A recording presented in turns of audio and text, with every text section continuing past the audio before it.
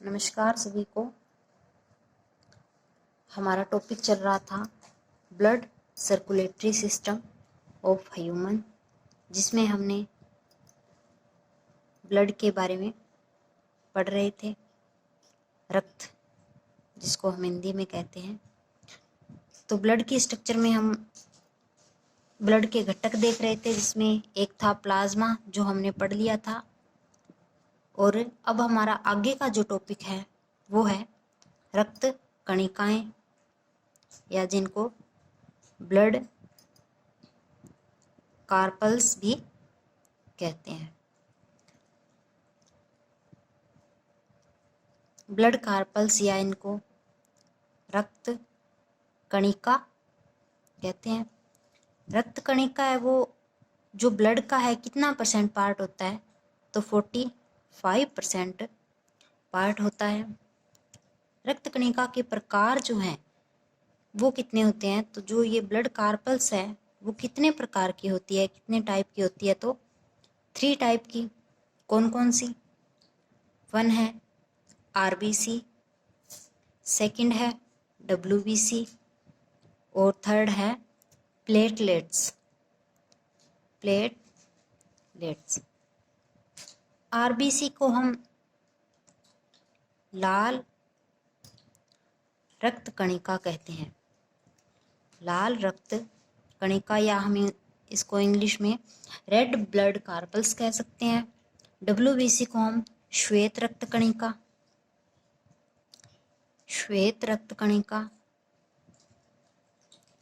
और प्लेटलेट्स, या हम इनको पट्टिकाणु या बिंबाणु,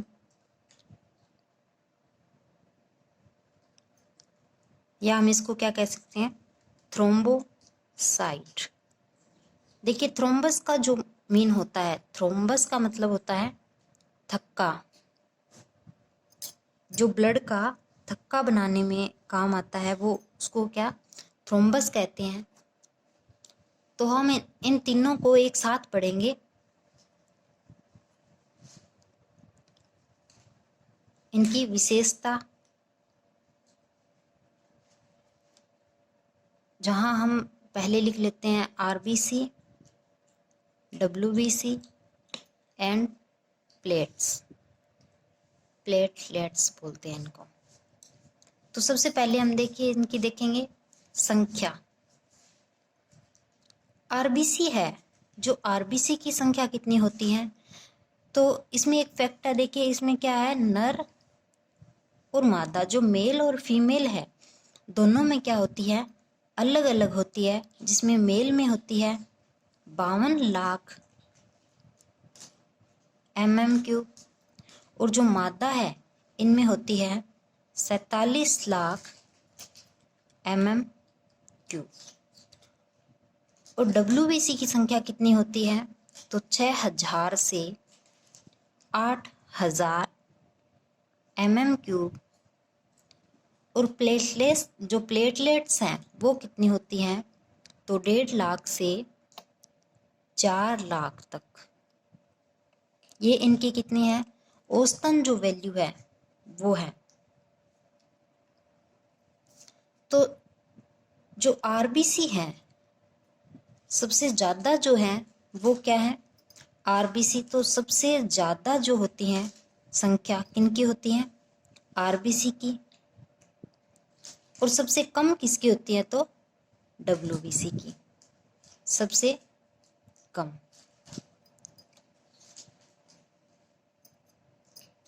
सेकंड है इनका जीवन काल। इनका जीवन काल कितना होता है, तो आरबीसी का जो होता है वो होता है 4 महीने, या हम इनको लिख सकते हैं 120 दिन, एक ही बात है। और जो डब्ल्यूबीसी का देखिए कितना होता है, 2 से 4 दिन, या हम इसको 2 से 5 दिन भी लिख सकते हैं।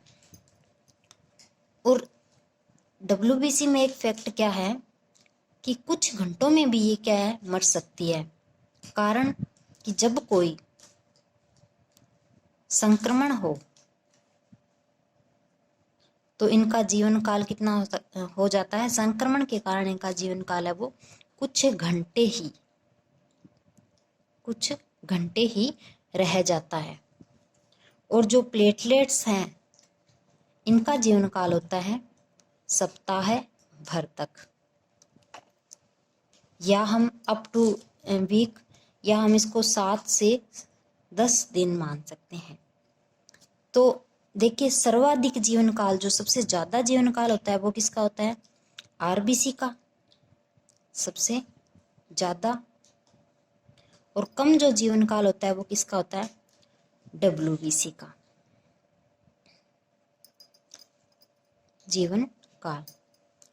अब इनके आकार की अगर बात करें तो आकार में क्या है कि इनका जो आकार है वो इस तरह से डंबलाकार बोल सकते हैं हम इसको।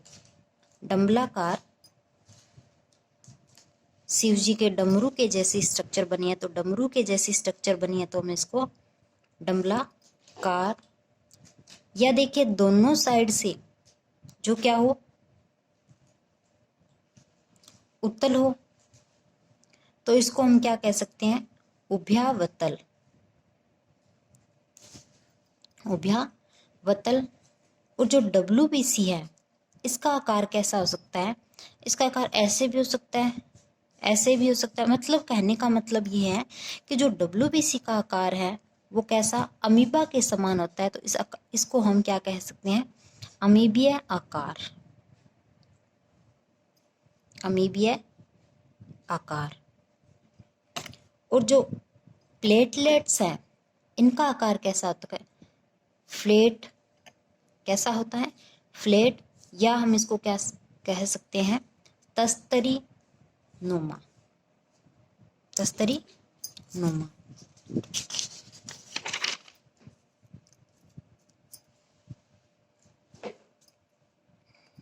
इसके बाद हैं देखिए, यहाँ था आरबीसी, डब्ल्यूबीसी और प्लेटलेट्स। तो आगे है इसमें केंद्रक। आगे है इसमें केंद्रक। तो केंद्रक देखिए, हम बात किसकी कर रहे हैं? ह्यूमंस की, सतनियों की। तो जो आरबीसी में केंद्रक है वो पाया तो जाता है, लेकिन कब? अपरिपक्वता में।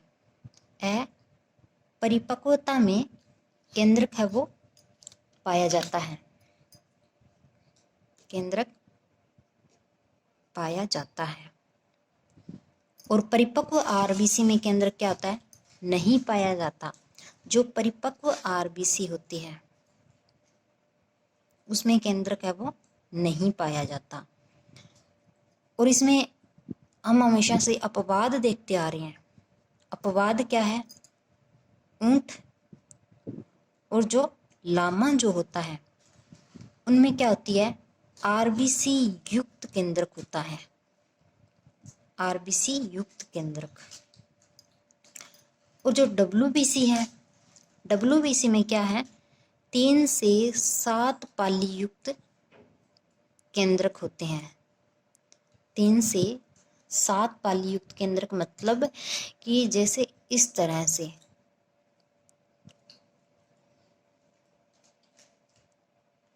या हम इसको ऐसे भी किसी भी संरचना में मान सकते हैं।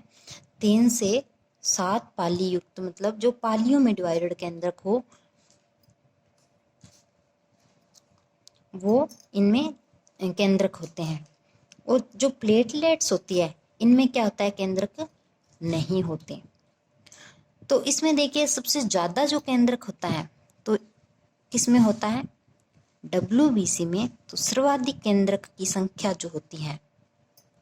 और आरबीसी और प्लेटलेट्स में, आरबीसी में होता भी है और नहीं भी, क्योंकि क्या है कि अपरिपक्व जब अवस्था होती है तभी ही आरबीसी में जो केंद्रक है वो प्रेजेंट होता है। और WBC में सर्वाधिक संख्या में और प्लेटलेट्स में नहीं होता। अब इसमें क्या है, 5 नंबर है रोग। तो रोग देखिए, इसमें 2 नाम याद करने हैं। एक तो है साइटोसिस, साइटोसिस जो किसके लिए काम में लिया जाएगा, ज्यादा के लिए, साइटोटो और साइटोपेनिया। साइटोपेनिया मतलब कम के लिए। तो आरबीसी को हम और क्या कह सकते हैं, आरबीसी को क्या कहते हैं, इरिथ्रोसाइटोसिस। और डब्ल्यूबीसी को ल्यूकोसाइटोसिस। और प्लेटलेट्स को हमने थ्रोम्बोसाइटोसिस कहा है। तो जब आरबीसी ज़्यादा होगी, देखिए रोग इसमें कब होता है, या तो आरबीसी ज़्यादा है या कम, या डब्ल्यूबीसी ज़्यादा होगी या कम, या प्लेटलेट्स ज़्यादा होगी या कम, तभी इसमें क्या होगा, रोग उत्पन्न होगा।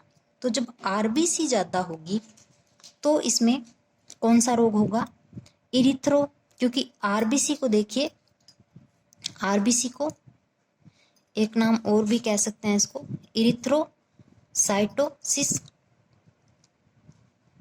इरिथ्रोसाइट, डब्ल्यूबीसी को ल्यूकोसाइट, और प्लेटलेट्स है इनको थ्रोम्बोसाइट कहते हैं। तो जब ज़्यादा होगी आरबीसी, तो मैंने बताया है साइटोसिस किसके लिए, जब ज़्यादा के लिए यूज़ करेंगे, और साइटोपेनिया है वो कम के लिए यूज़ करेंगे। तो साइटोसिस देखिए, जब आरबीसी ज़्यादा होगी तो इसको क्या कहेंगे, इरिथ्रोसाइटोसिस। और जब कम होगी तो इरिथ्रोसाइटोपेनिया। अब हमने पीछे एक रोग पढ़ा था ब्लड में, कौन सा रोग पढ़ा था, एनीमिया रोग। कौन सा पढ़ा था, एनीमिया रोग, जिसमें मैंने बताया था कि जो एनीमिया रोग के अन्य नाम भी हैं, आरबीसी की मात्रा जब कम हो, तो जो एनीमिया रोग है इसी को हम क्या कह सकते हैं, इरिथ्रोसाइटोपेनिया। तो एक प्रकार का जो इरिथ्रोसाइटोपेनिया है वो एनीमिया रोग ही है।